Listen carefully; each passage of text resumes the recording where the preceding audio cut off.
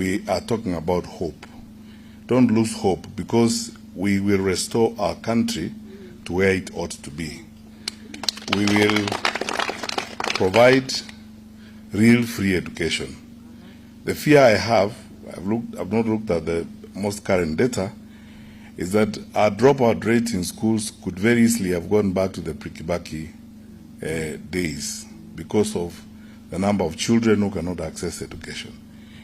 The figures we have quoted here and the savings we are making in the education sector are intended to remove all the barriers to access to education.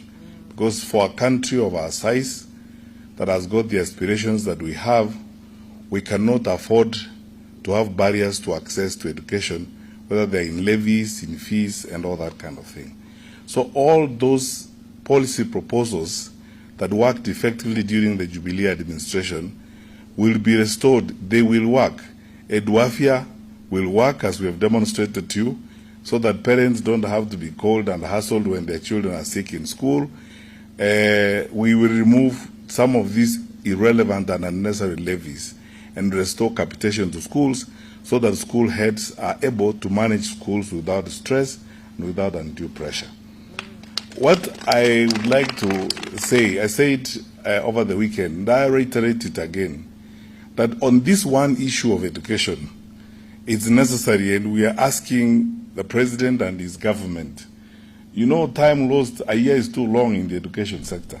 We can have an all-parties conversation, and we have demonstrated what can be done to save the crisis in the education sector right now. They could start with this year's budget and this year's finance bill and save the situation in the education sector.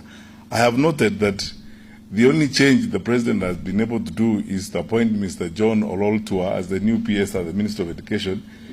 John is a good guy. He was my regional director of education when I was minister, but that is not enough. They need to have a different mindset in the way in which they are looking at the education sector, so that we can save our children and our parents, and most importantly our teachers, from pain.